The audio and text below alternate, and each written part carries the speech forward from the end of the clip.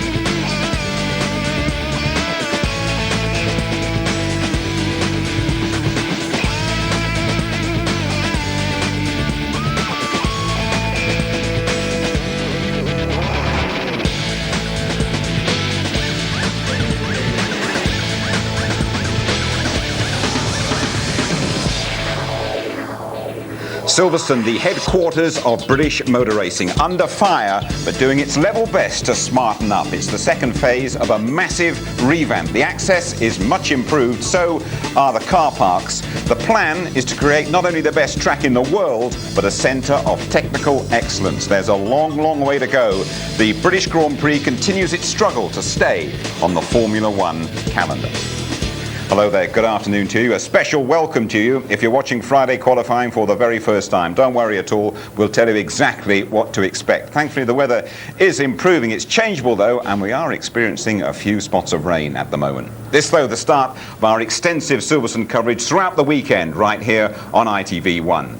Tonight at 11:35, another chance to catch the upcoming qualifying one. For the all-important qualifying 2, we are on air from 1:30 tomorrow lunchtime on British Grand Prix Sunday. Our pre-race show starts at noon. The race off at 1 o'clock. Highlights 11:25 on the Sunday night.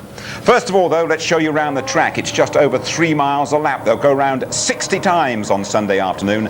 The British Grand Prix has been staged here since 1986. David Coulthard gave us a home winner in 99 and 2000. We'll have a look at his qualifying lap last year as Martin Brundle and Mark Blundell, two men who've driven thousands of miles around here, give us the benefit of their extensive local knowledge.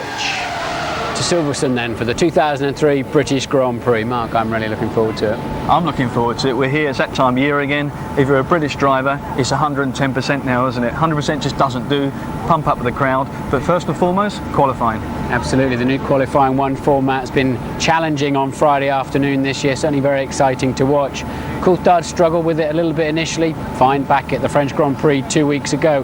David Coulthard, one of 4 Brits driving in the Grand Prix this weekend. Jenson Button already has the experience here, but new boys on the block, Ralph Furman and Justin Wilson. I bet they didn't sleep much last night. Now, it's a tough challenge in qualifying one. Let's hope the unpredictable British weather doesn't interfere too much with their laps. It's not too bad at the moment, Martin, but it is drizzling a little bit round about the pits, apparently. Mark in our ITV studio alongside Tony Jardine. Tony, it's worth explaining, I think, particularly to our new viewers, those changes in qualifying this season. Last year, they used to go out for qualifying. All 20 cars would go out during an hour session. What would happen is they'd get quite a few runs, and then in the last 10 minutes, the faster runs of the track got quicker, so the times would drop. This year, they've literally got one shot at it. They get one flying lap in which to record a time, and they go out one by one. So it's a one-shot qualifying session. David Coulthard doesn't like it. He said you can't judge your speed over just one lap like that. I mean, David did quite well in France last time out, didn't he, Mark? But why do you feel he has struggled so much with this new system? I think David's just one of those guys who needs a number of laps, like the old system used to produce, where you could build up to a big lap, and he just struggles to put it all together for that perfect lap and the pressure on your shoulders to make sure you produce it. We've seen time and time again for other Grand Prix this season that DC's been quick in many sessions, but when it comes to crunch time, he just hasn't cut it. You mentioned it there briefly with Martin about the British drivers going around here. You have been one of those drivers. It's a great place, and you particularly want to do well here. Oh, it's unbelievable. I mean, the minute you drive through the gates here and you just feed off of it, and everybody you look at there, they're all waving the Brit flag, and it's just a massive pump up, and I can tell you it really does give you an extra boost. To be a British driver at your home Grand Prix, sensational. Just one other topic from you, Tony. There'll be a lot of talk about tyres, about the difference in tyres. Just explain that for us, could you? Yeah, there is a tyre war going on. There are two tyre manufacturers. There's Bridgestone against Michelin, and each are vying to outdo the other technologically. What they're doing is they're producing stickier rubber, which helps the car stick to the ground. They're changing the construction of the tyre. At the moment, Michelin are ahead. They're ahead in the tyre war, and Bridgestone, which are on the Ferraris, are desperately trying to catch up and give Ferrari the advantage again. Okay, thank you both. Well, when we came here last season, Michael Schumacher on the Bridgestones had his 5th world title in the bag in the Ferrari. This, though, a pivotal Grand Prix, and there's a 4-man chase now for the championship. Michael Schumacher, he is leading again, but only by 8 points from the 23-year-old Finn Kimi Räikkönen. Ralph, Michael's younger brother, he's the man in form after back-to-back victories at the European and French Grand Prix. His teammate Juan Pablo Montoya followed him home in both races. That's a wonderful surge from BMW Williams. The Brazilian Barrichello, he is neck and neck with another exciting young talent, the 21-year-old Spaniard Fernando Alonso. Then Coulthard and Jarno Trulli is 8th. This is the 11th race of F1 2003. It's been a very exciting and a very unpredictable season. There's confirmation if you need it. 6 different winners. Coulthard, Räikkönen, Giancarlo Fisichella's Jordan in Brazil. Then 3 Michael Schumacher victories before Montoya's magnificent Monaco, and successive checkered flags for Ralf Schumacher in the last 2 races. Let's hear from the 4 glory hunters. To be in a position and running for a constructor championship, and maybe even for the drivers, at least theoretically, that late in the season is pretty unusual. If you analyze the season, you have your highs, you have your lows, and I think they are absolutely on the high, and we probably not so much on the high on our side, and I think we can turn that around again. It really has become a 4-way fight for the championship, and both of you are definitely in it, aren't you? Yeah, you know, we definitely need to score big points. That's the only way to try to win the championship this year. You got to score big points and you got to finish every race. And the press is more writing about Michael and myself at the moment, but they forget about Kimi. Kimi is still 3 points ahead of me and only 8 behind Michael, so it's a very tough fight. It's 8 points, but behind the Michael, the Williams is getting closer, but you see, in the racing it can change around so quickly that maybe if we have a really good weekend and the other guys have a bit more bad weekend, we can end up leading the championship again, and we haven't give up anything, and we're working as hard as we can, and hopefully we can get it back. How do you see the championship panning out? It's going to be pretty interesting. I think it wouldn't surprise me if it goes down all the way to the last race, the way it looks. That, you know, it'd be good for the show. To fulfill the wish and the target to win this A championship or some championships, whatever comes in the next few years, with the team you work with for such a long time, that'd be great. Imagine we two fight for the championship, only a Schumacher can win. That's great, isn't it? Michael is the favourite to win the race here on Sunday. Still must be favourite to retain his title. But do you agree with Juan Pablo Montoya, Mark? It's going to go down to the last race? I think it will, and I think it's fantastic. We've got 4 guys, 3 different cars. Ferrari were the top guys, but everybody's been catching up, and steadily now we've got 3 drivers especially who are developing into a World Championship race. This time we sat here last year and it was all over and done with. And Williams, who have been putting in such a great charge recently, they've been saying if we do it here, that's great for the rest of the season, Tony. Just explain that. I think what they're saying is that the circuits that are coming up after this are a tougher challenge, technologically speaking, and that would complete the renaissance for Williams. If they can conquer Silverstone, the other tough tracks that are coming up after this, that means the car is really developed into a winning chassis and engine combination. We saw Ferrari domination here last year. I mean, Rubens Barrichello, I think, had to start from 21st on the grid and ended up 2nd. But some problems for Barrichello this morning. Not what we expect from the Ferrari, perhaps, Mark. Well, maybe not what we expect from Ferrari, but you know, when it's Rubens Barrichello sitting in the car, it always seems to be having a few problems. It's funny, isn't it? Michael Schumacher's probably the luckiest guy in the circuit, and his teammate Rubens probably the unluckiest guy. Situation there, the engine's blown up. It's not really going to faze him. They're going to stick another engine in the back of it, and off he goes. But again, start of his weekend's already on a low. Yeah. Always happens to Rubens, never to Michael. Never to Michael, and as Patrick Head said, you know, you look up at the screen from the garage, as we do here in the studio, go, no, he's off, maybe it's going to equalise, and then he comes back on the track, he said the car's perfect. Head's quote was, he walks on water, that Schumacher bloke. Yeah, amazing. Let's hear Rubens Barrichello's view, shall we? He's talking now to Ted Kravitz. Rubens, did you get any prior warning of the engine going? A little bit, but I already had gone through the pit entrance, so I just checked it because there was no smoke. So I checked if it was electric or electronic. So I kept on going, and then I definitely find it the engine was down. Car's going well though. The speed seems to be there. Are you happy with the setup? Yeah, I am. I mean, it's difficult after 3 weeks to come back with the same setup and be happy, but in a way I am. The car is going extremely well, no complaints, so see if it's dry or wet, and then but I'm quite optimistic. So do you think you can be what, 4th or higher for this upcoming qualifying session? 1st or 2nd, I would say. Always the optimist. He will go 5th, by the way, in the qualifying session. They go in World Championship order. Plenty of home support, as Mark has been saying, for Jenson Button in the BAR. Spot of rain will probably suit him this weekend. Here is Jenson with Louise Goodman. Jenson, you've been racing lawnmowers and all sorts of things over the past couple of days. Is it nice to be back in the real thing in your Formula One car? Yeah, it is, and it's nice for it not to be raining as well, really. But it's going all right, actually. Today we made a few changes in Barcelona. We've got a slightly new aero package, and I think it's working. So we've just got to wait for qualifying and see what happens. I thought you wanted rain. Yeah, I either want it to be wet or dry. I hate it when it's in the middle. So if it rains, fair enough. But if it's dry, I think we're still reasonably competitive.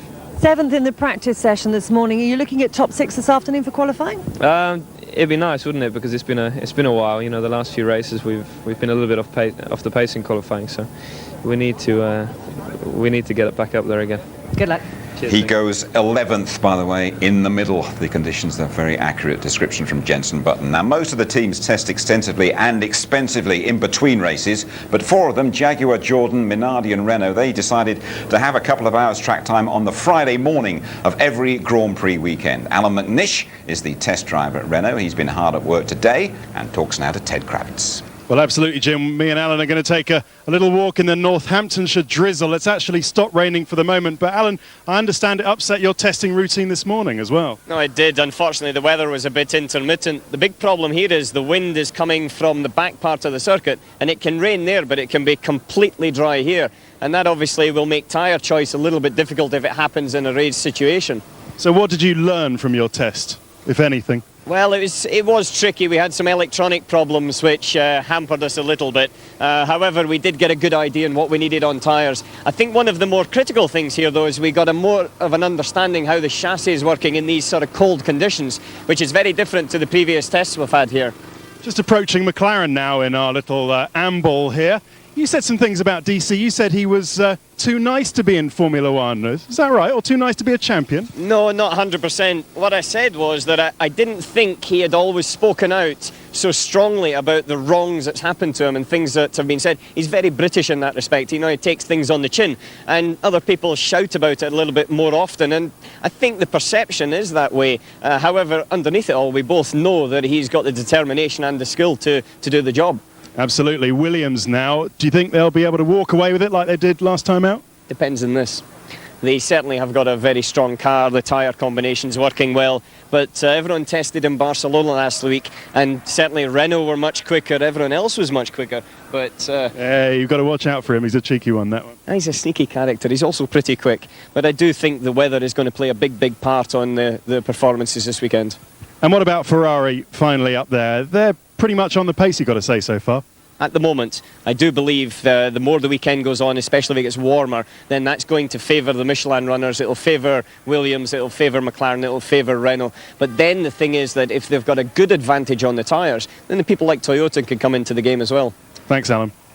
Little glance of Juan Pablo Montoya. He's going to be involved in a competition in a couple of minutes' time. And Renault, by the way, Fernando Alonso, Alan McNish's teammate, quickest in morning practice today. When we talk about horsepower, it's normally in connection with getting the maximum out of a Formula One engine. This week, though, we've seen a couple of close encounters with the four-legged variety. Here's Lou again. Silverstone is a great British institution, but it isn't the only place that race fans come to watch the action. This is Windsor, a slightly different kind of race course, and I've come to introduce Ralph Thurman to champion jockey and Grand National winner Richard Dunwoody. Ralph's boss Eddie Jordan had an interest in one of the horses in the 6:30, so first stop was the parade ring to check out the form. What exactly are we looking for here? Give some tips on. Yeah, I suppose really the main thing about the horse and what's fit and what's not. And so we're looking at a friend of Eddie's has a horse here called St Regis. It was very unlucky last time when it finished second. So which number's favourite again?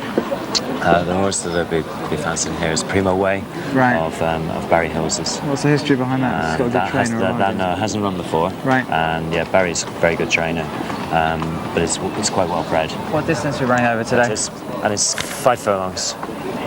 So it's quite 5 furlongs, short, is it? 10 yards, yeah. That's the shortest distance they go on the flat, yeah. It's a Linford Christie race. Yep. Yeah. So now we'd picked our winner, it was off to the stands to watch the sprinters in action. Go on, a bit more. There we go. Bit of gram. Second. Didn't run too badly. No, not bad. Which one won? As well beat Silver Prelude, won it. Ken Ivory's, so... Which was the one at Primo Way you were talking about earlier on? And Primo Way, yeah, that's... Finished? Didn't probably about 4th or 5th, Yeah. I think, in the end. Good start to the day, though. Could be worse. Yeah, top 3. Yeah. Podium. Podium position. Yeah, you wouldn't complain about that right now, would you?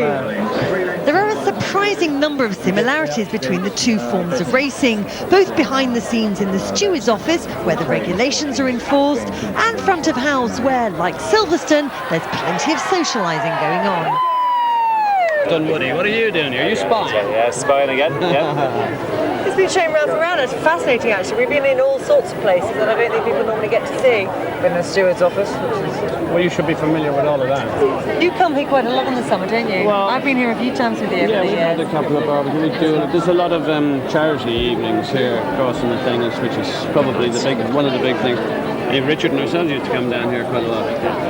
It's a really very pleasant, easy place to get to, and it's not too stressed.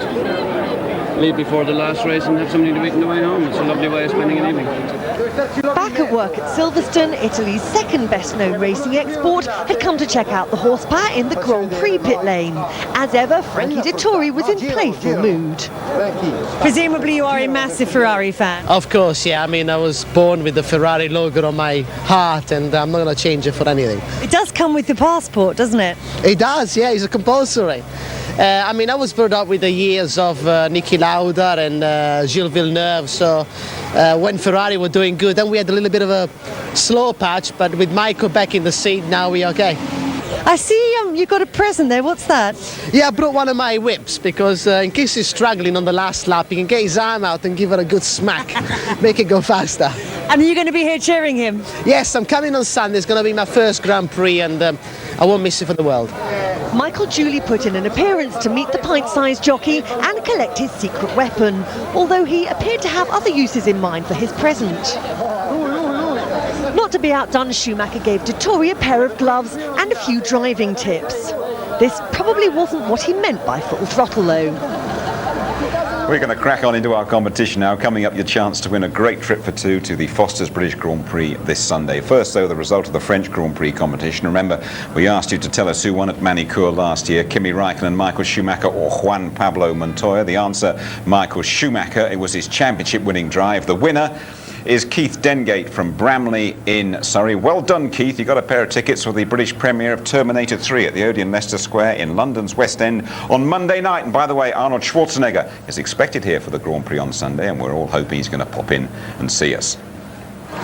Now an opportunity for two of you to helicopter into Silverstone on Sunday, go behind the scenes at Williams, meet Juan Pablo Montoya and take away an autographed race suit. Believe me, you will be very well looked after. Here is Juan Pablo with the all-important question. Hi, I'm Juan Pablo Montoya. If you want to meet me this Sunday, please answer the next question. Where am I from? A, Argentina, B, Brazil, C, Colombia. Thanks.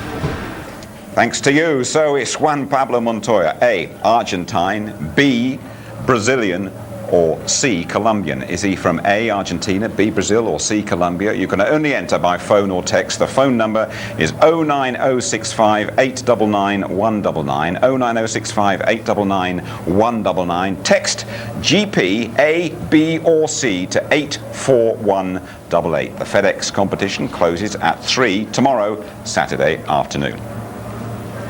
When you rejoin us, someone's going to have to nudge him and wake him up, because World Championship leader Michael Schumacher, last year's runaway British Grand Prix winner, will be first on track in qualifying one. Stay awake, you lot.